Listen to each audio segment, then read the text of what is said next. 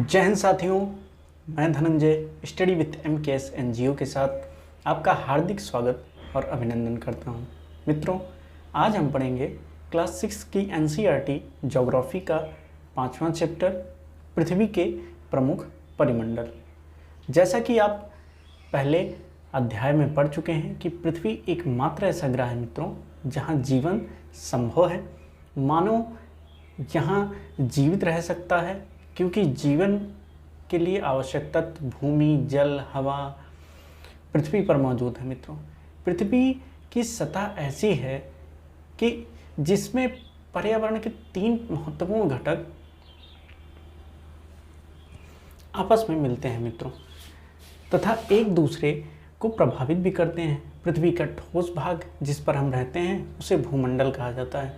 Gas की परतें जो पृथ्वी को चारों ओर से घिरती है उसे वायुमंडल कहा जाता है मित्रों, जहां ऑक्सीजन, नाइट्रोजन, कार्बन डाइऑक्साइड तथा दूसरी अन्य गैसें भी पाई जाती हैं। पृथ्वी के बहुत बड़े भाग पर मित्रों जल पाया जाता है जिसे जलमंडल कहा जाता है। जलमंडल में जल की सभी अवस्थाएं जैसे बर्फ, जल, जलवाष्प सम्मिलित होते हैं मित्रों। जीवमंडल एक ऐसा क्षेत्र है मित्रों जहां स्थल, हवा और वायु तीनों एक साथ मिलते हैं, जहां सभी प्रकार के जीवन पाए जाते हैं मित्रों। ग्रीक भाषा का एक शब्द है जो शब्दों की उत्पत्ति इसमें दी गई है एक डिब्बे में। जो रोचक तथ्य हैं इसमें लिथास का अर्थ होता है मित्रों पत्थर, एटमास का अर्थ होता है वाष्प और जो होडर होता है मित्रों इसका अर्थ होता है जल। तो बायोस का जो अर्थ है इसका अर्थ होता है मित्रों जीवन। तो क्या आप इनसे और अधिक शब्द बना सकते हैं? तो ये तो हो गया आंसर राइटिंग का क्वेश्चन, तो इसको आप करिएगा घर पे प्रैक्टिस, खोजिएगा। और इसी के साथ मित्रों हम आगे बढ़ते हैं कि भूमंडल क्या होता है। तो पृथ्वी के ठोस भाग को भूमंडल कहा जाता है या भूपर्पट्टी की चट्टानों तथा मिट्टी की पतली परतों का बना होता है जिसमें जीवों के लिए पोषक तत्व पाए जाते हैं मित्रों। पृथ्वी की सतह को 2 मुख्य भागों में बांटा गया है मित्रों। बड़े स्थलीय भागों को महाद्वीप में तथा बड़े जलाशयों को महासागरीय बेसिन के नाम से जाना जाता है। विश्व के सभी महासागर आपस में एक दूसरे से जुड़े हुए हैं मित्रों। विश्व के मानचित्र को देखिए, क्या सभी स्थलीय भूभाग आपस में जुड़े हुए हैं? समुद्र जल का तल सभी जगह मित्रों समान होता है। स्थल की ऊंचाई को समुद्र तल से मापा जाता है जिसे शून्य माना जाता है मित्रों हम आगे बढ़ते हैं इसी के साथ। ये देखिए यहाँ पे ये मैप दिया गया है जो कि आपके लिए बहुत ज़्यादा इंपॉर्टेंट है, इसी के बारे में हम आगे पढ़ते हैं मित्रों। विश्व का सबसे ऊंचा माउंट एवरेस्ट समुद्र तल से 8,848 मीटर ऊंचा है मित्रों। विश्व का सबसे गहरा भाग प्रशांत महासागर का मेरियाना गर्त है जिसकी ऊंचाई 11,022 मीटर है मित्रों। क्या आपने कभी कल्पना की है कि समुद्र की गहराई पृथ्वी के सबसे ऊंचे भाग से इतनी अधिक भी हो सकती है मित्रों? आइए अगला टॉपिक हमारा है महाद्वीप, इसके बारे में चर्चा करते हैं। उससे पहले क्या आप जानते हैं जो ये छोटा सा हमारा रोचक तथ्य है इसको जान लेते हैं। तो मित्रों न्यूजीलैंड के एडमंड हिलरी तथा भारत के तेंजिंग नोर्गे शेरपा 29 मई 1953 को पृथ्वी के सबसे ऊंचे शिखर माउंट एवरेस्ट पर चढ़ने वाले पहले व्यक्ति थे मित्रों। जापान की जुंको ताइबे विश्व की पहली महिला थी जिन्होंने 16 मई 1975 को एवरेस्ट पर कदम रखा मित्रों। बछेंद्री पाल भारत की पहली महिला हैं जिन्होंने 23 मई 1984 को एवरेस्ट पर अपना मित्रों कदम रखा है। आइए हम आगे बढ़ते हैं और पढ़ते हैं महाद्वीप के बारे में मित्रों। तो पृथ्वी पर 7 प्रमुख महाद्वीप हैं मित्रों। ये विश्व विस्तृत जलराशि के द्वारा एक दूसरे से अलग हैं। ये महाद्वीप हैं एशिया, यूरोप, अफ्रीका, उत्तरी अमेरिका, दक्षिणी अमेरिका, ऑस्ट्रेलिया, अंटार्कटिका। मित्रों जो अभी मैंने आपको पहले बताया था कि एक मैप जो था पीछे वो बहुत इंपॉर्टेंट है, उसको आप पूरा रट लीजिए, कई बार बनाइए। चित्र 5.1 में मित्रों विश्व के मानचित्र को देखिए तथा ध्यान दीजिए कि स्थल का बहुत बड़ा भाग जो है मित्रों वो उत्तरी गोलार्ध में है। एशिया विश्व का सबसे बड़ा महाद्वीप है मित्रों। यह पृथ्वी के कुल क्षेत्रफल का 1/3 भाग में फैला हुआ है। यह महाद्वीप पूर्वी गोलार्ध में स्थित है मित्रों। कर्क रेखा इस महाद्वीप से होकर गुजरती है। एशिया के पश्चिम में यूराल पर्वत इसे यूरोप से अलग करता है। यूरोप एवं एशिया के संयुक्त भाग को यूरेशिया कहते हैं। चलिए मैं आपको यूरेशिया दिखाता हूँ इसमें। ये देखिए, ये जो भाग है मित्रों, जो पीला वाला आप भाग यहाँ पर देख रहे हैं, जो एशिया जहाँ लिखा है और जो यूरोप का देख रहे हैं, इसके बीच में आप देखेंगे ये लिखा है यूराल पर्वत। यहीं से एशिया और यूरोप जो है वो अलग होते हैं, और इसी के संयुक्त भाग को, जो रेड वाला भाग है पीले और बैगनी कलर में, इसके बीच की जो आप रेखा देख रहे हैं यूराल पर्वत है, इसे संयुक्त रूप से मित्रों यूरेशिया कहते हैं। आइए आगे बढ़ते हैं हम और आगे जानते हैं मित्रों। यूरोप एशिया से बहुत छोटा महाद्वीप है। यह महाद्वीप एशिया के पश्चिम में स्थित है मित्रों। आर्कटिक वृत्त इससे होकर गुजरता है। यह तीन तरफ से जल से घिरा हुआ है मित्रों। विश्व के मानचित्र को देखिए, इसकी स्थिति का पता लगाइए। अभी जो मैप मैंने आपको दिखाया जो बैगनी कलर का था वो यूरोप ही था मित्रों। आगे बढ़ते हैं। अफ्रीका एशिया के बाद विश्व का सबसे बड़ा महाद्वीप है। अफ्रीका एशिया के बाद दूसरा सबसे बड़ा महाद्वीप है मित्रों। यह विषुववृत्त 0 अक्षांश इस महाद्वीप के लगभग मध्य से होकर गुजरती है। अफ्रीका बहुत बड़ा भाग उत्तरी गोलार्ध में मित्रों, जो अभी मैंने आपको मानचित्र दिखाया वो उसी में है मित्रों। 5.1 में आप पाएंगे कि यही एक ऐसा महाद्वीप है मित्रों जिससे होकर कर्क रेखा, विषुवत रेखा तथा मकर रेखाएं, तीनों रेखाएं गुजरती हैं मित्रों। सहारा का रेगिस्तान विश्व का सबसे बड़ा गर्म रेगिस्तान है मित्रों, जो कि अफ्रीका में स्थित है।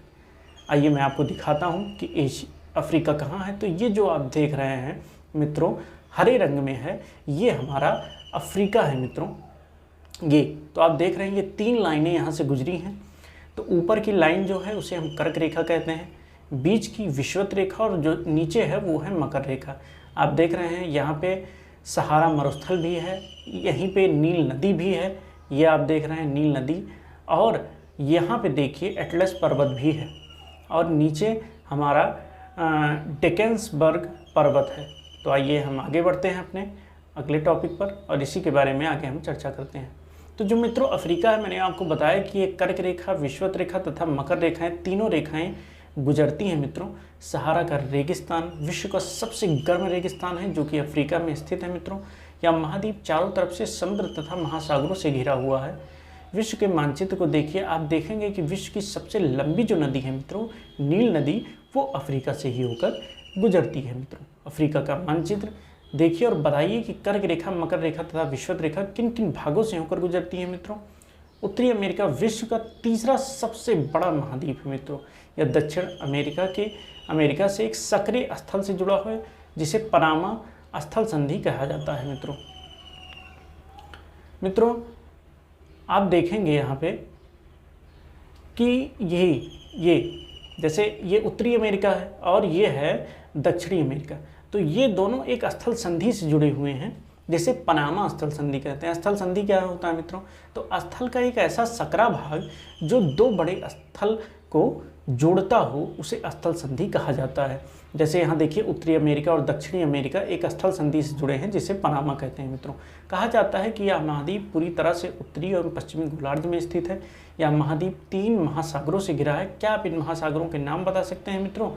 तो इसको आप आगे जान सकते हैं, आगे हम आपको बताएंगे मित्रों। जो ये जल संधि है, जैसे भारत और श्रीलंका जो है, इसके बीच में एक जल संधि है, उसका नाम है मित्रों।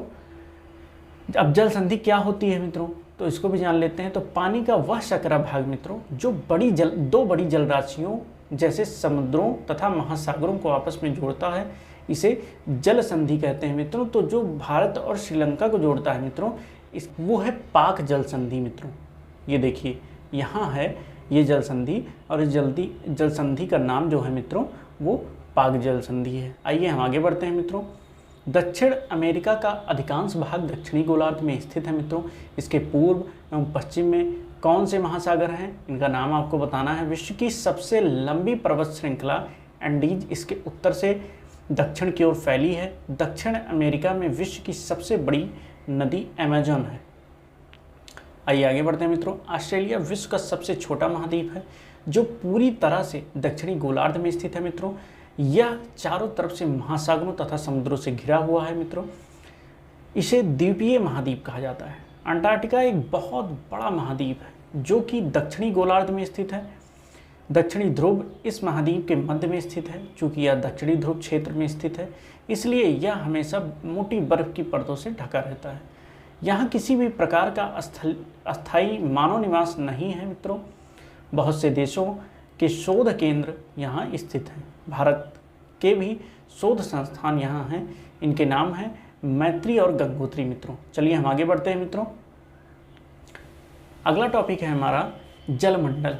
विश्व को, पृथ्वी को नीला ग्रह कहा जाता है मित्रों, क्योंकि पृथ्वी पर 71% जो है वो भाग जल है और 29% स्थलीय भाग है मित्रों। जलमंडल में जल के सभी रूप उपस्थित हैं। इनमें महासागर एवं नदियाँ, झीलें, हिमनदी, भूमिगत जल तथा वायुमंडल की जलवाष्प सभी सम्मिलित हैं।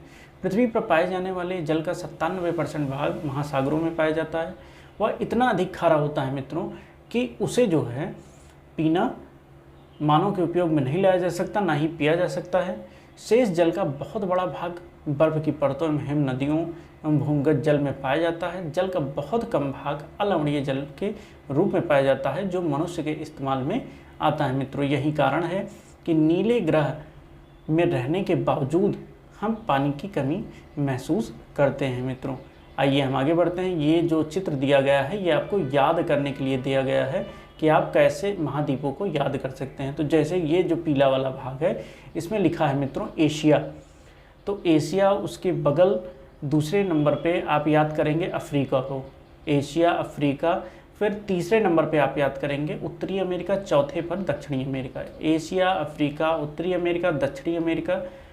नंबर 5वें पे है यूरोप। फिर छठे पे आप याद करेंगे अंटार्कटिका और 7वें पर आप याद करेंगे ऑस्ट्रेलिया। एशिया, अफ्रीका, उत्तरी अमेरिका, दक्षिणी अमेरिका, यूरोप, अंटार्कटिका और ऑस्ट्रेलिया। इसी प्रकार मित्रों हम आगे बढ़ते हैं अपने इस एनसीईआरटी के चैप्टर में। तो ये देखिए मित्रों, अगला हमारा टॉपिक है महासागर। तो मित्रों महासागर जो है ये जलमंडल के मुख्य भाग हैं। ये आपस में एक दूसरे से जुड़े हुए हैं। महासागरीय जल हमेशा गतिशील रहता है मित्रों। तरंगे, ज्वार भाटा तथा महासागरीय धाराएं महासागरीय जल की 3 प्रमुख गतियां हैं मित्रों। बड़े से छोटे आकार के आधार पर क्रमशः 5 महासागर प्रमुख हैं। प्रशांत महासागर, अंटार्कटिकीय महासागर, हिंद महासागर और दक्षिणी महासागर तथा आर्कटिक महासागर। तो ये इतने महासागर 5 महासागर प्रमुख हैं मित्रों। आइए आगे हम बढ़ते हैं। प्रशांत महासागर सबसे बड़ा महासागर है मित्रों। यह पृथ्वी के 1/3 भाग पर फैला है। पृथ्वी का सबसे गहरा भाग मेरियाना गर्त है जो प्रशांत महासागर में ही स्थित है मित्रों। मेरियाना गर्त जो है वो सबसे गहरा ट्रंच है मित्रों। ये प्रशांत महासागर में स्थित है। प्रशांत महासागर लगभग वृत्ताकार है मित्रों। एशिया, ऑस्ट्रेलिया, उत्तरी अमेरिका, दक्षिणी अमेरिका इसके चारों ओर स्थित है। चित्र को 5.1 में देखिए और प्रशांत महासागर के चारों ओर इन महाद्वीपों की स्थिति का मित्रों पता लगाइए। आगे बढ़ते हैं मित्रों। ऑस्ट्रेलिया विश्व का दूसरा सबसे, अंटार्कटिका जो महासागर है ये विश्व का दूसरा सबसे बड़ा महासागर है मित्रों। यह अंग्रेजी के एस के आकार में है मित्रों। इसके पश्चिमी किनारे पर उत्तरी एवं दक्षिणी अमेरिका तथा पूर्वी किनारे पर यूरोप एवं अफ्रीका। अंटार्कटिक महासागर की तट रेखा बहुत ही अधिक दंतुरित है। जैसे आप चित्र में देख रहे हैं कि जो इसकी महासागर की रेखाएं हैं ये दंतुरित बहुत ज़्यादा है मित्रों। मतलब इसमें दांत, तो ये जो हैं अनियमित एवं दंतुरित तटरेखा प्राकृतिक पोताश्रयों एवं पत्तलों के लिए आदर्श स्थिति है, यानी कि ये बंदरगाह के लिए बहुत अच्छी स्थिति है। और व्यापार की दृष्टि से सबसे व्यस्त महासागर यही है।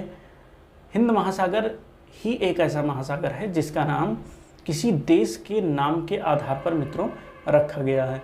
आइए हम आगे बढ़ते हैं मित्रों। जिसका यह महासागर लगभग त्रिभुजाकार है। जो अपना हिंद महासागर है भारतवर्ष के जो नीचे है भारत देश के, ये इसकी आकृति को अगर देखा जाए तो ये त्रिभुजाकार है।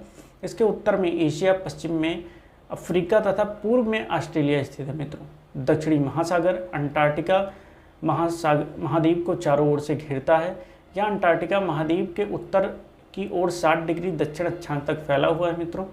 आर्कटिक महासागर उत्तरी ध्रुव वृत्त में स्थित है। यह उत्तरी ध्रुव के चारों ओर फैला है मित्रों। यहाँ प्रशांत महासागर और छिछले जल वाले एक सकरे भाग से जुड़ा है, जिसे बोरिंग जल संधि के नाम से जाना जाता है मित्रों। यह उत्तरी अमेरिका के उत्तरी तटों तथा यूरेशिया से घिरा हुआ है। चलिए आगे बढ़ते हैं मित्रों, और हम जानते हैं वायुमंडल के बारे में मित्रों। तो वायुमंडल जो है मित्रों, इसके बारे में जानते हैं। हमारी पृथ्वी चारों ओर से गैस की एक परत से घिरी हुई है, जिसे वायुमंडल कहा जाता है। वायु की यह पतली परत इस ग्रह का महत्वपूर्ण एवं अटूट भाग है। यह हमें ऐसी वायु प्रदान करती है जिससे हम लोग सांस ले सकें। यह वायुमंडल हम लोगों को सूर्य की कुछ हानिकारक किरणों से बचाता है मित्रों। वायुमंडल 1600 किलोमीटर की ऊंचाई तक फैला है। वायुमंडल को उसके घटकों, तापमान एवं अन्य पर 5 परतों में विभाजित किया गया है। इन परतों को पृथ्वी की सतह से शुरू करते हुए क्षोभ मंडल, संताप मंडल, मध्यमंडल, आयन मंडल तथा बहिर्मंडल भी कहा जाता है। देखिए इस चित्र में आप देख सकते हैं, सबसे शुरू होता है जो नीचे से होता है क्षोभ मंडल, समताप मंडल, मध्यमंडल, आयन मंडल और बहिर्मंडल। आगे बढ़ते हैं मित्रों, बात करते हैं वायुमंडल मुख्यतः जो होता है वो ऑक्सीजन एवं नाइट्रोजन गैसों का जो है बना होता है, जो साफ एवं शुष्क हवा का 99% भाग है मित्रों। आयतन के अनुसार नाइट्रोजन 78%, ऑक्सीजन 21% तथा दूसरी अन्य गैसें जैसे कार्बन डाइऑक्साइड, आर्गन इत्यादि की मात्रा 1% है। ऑक्सीजन सांस लेने में प्राणियों के लिए आवश्यक है मित्रों। नाइट्रोजन प्राणियों की वृद्धि के लिए आवश्यक है। कार्बन डाइऑक्साइड यद्यपि बहुत कम मात्रा में है, लेकिन यह पृथ्वी द्वारा छोड़ी गई ऊष्मा को अवशोषित करती है, जिससे पृथ्वी गर्म रहती है। यह पौधों की वृद्धि के लिए आवश्यक है। ऊंचाई के साथ वायुमंडल के घनत्व में भिन्नता आती है मित्रों। यह घनत्व समुद्री तल पर सबसे अधिक होता है तथा जैसे जैसे हम ऊपर की ओर जाते हैं मित्रों, यह तेज़ी से घटता जाता है। आप जानते हैं मित्रों कि जो पहाड़ होता है या पर्वतरोही को जो हवा होती है उसकी घनत्व की कमी होने के कारण सांस लेने में दिक्कत होती है। जो पर्वत पर जाते हैं, पर्वतारोही होते हैं, वो हवा के घनत्व की कमी के कारण उनको सांस लेने में तकलीफ होती है मित्रों, और ऊंचाई पर सांस लेने के लिए उन्हें ऑक्सीजन सिलेंडर ले जाना पड़ता है मित्रों। जैसे जैसे हम मित्रों जाते हैं तो तापमान मित्रों घटता है। वायुमंडल पृथ्वी पर दबाव डालता है, एक स्थान से दूसरे स्थान पर अलग अलग होता है। कुछ क्षेत्रों में हमें दाब महसूस होता है, जबकि कुछ क्षेत्रों में कम वायु महसूस होती है। वायु उच्च दाब से निम्न दाब की ओर बहती है। गतिशील वायु को पवन कहा जाता है मित्रों। वायु दाब जो होता है मित्रों वो उच्च दाब से निम्न दाब की ओर हमेशा बहता है। जैसे आप जानते होंगे कि जो समुद्र होता है वहाँ जब सूर्य का प्रकाश पड़ता है तो जो वहाँ पे भाप बनता है, गर्म भाप, वो हल्की होकर ऊपर चली जाती है, और भारी वायु जो होती है, जैसे जो ठंडी की वायु होती है वो भारी होती है, जो गर्म वायु होती है वो हल्की होती है। तो जो ठंडी वायु होती है वो उस स्थान पर शिफ्ट हो जाती है। तो वही यहाँ कहा गया है कि वायुदाब हमेशा उच्च दाब से निम्न दाब की ओर बहता है, यानी कम दाब की ओर। तो जो निम्न दाब है, उच्च दाब कौन सा रहता है? तो मैंने अभी आपको बताया कि उच्च दाब वो दाब है जैसे जो ठंडी हवा होती है वो भारी होती है, जो गर्म हवा होती है वो हल्की होती है। तो उच्च दाब से निम्न दाब की ओर, यानी हल्के की तरफ ठंडी हवा जो है बहती है, यही आप समझिए इसमें। आगे चलते हैं मित्रों। जीवमंडल जो होता है क्या होता है? जीवमंडल स्थल, जल, हवा के बीच का एक सीमित भाग है, या वह भाग है जहाँ जीवन मौजूद है, जहाँ जीवों की बहुत सी प्रजातियाँ तथा जो कि सूक्ष्म जीव एवं बैक्टीरिया से लेकर बड़ी स्तनधारियों के आकार में पाई जाती है मित्रों। मनुष्य सहित सभी प्राणी जीवित रहने के लिए एक दूसरे से तथा जीवमंडल से जुड़े हैं। जीवमंडल के प्राणियों को मुख्यतः दो भागों में विभाजित किया जाता है मित्रों, जंतु जगत एवं पादप जगत में विभक्त किया जाता है। पृथ्वी के ये तीनों जो हैं मित्रों परिमंडल आपस में क्रिया करते हैं, एक दूसरे को किसी न किसी रूप से प्रभावित करते हैं मित्रों। और उदाहरण के लिए अगर आप देखें तो लकड़ी तथा खेतों के लिए वनों को काटा जाता है, ढलुआ भाग पर मिट्टी का कटाव तेजी से होता है। इसी प्रकार प्राकृतिक आपदाएं जैसे भूकंप से पृथ्वी की सतह में परिवर्तन हो जाता है, हाल ही में सुनामी के कारण अंडमान तथा निकोबार द्वीप समूह का कुछ भाग पानी में डूब गया था मित्रों। झीलों तथा नदियों में दूषित पदार्थों के प्रवाह होने से उसका जल मानव के इस्तेमाल के लायक मित्रों नहीं रह जाता है।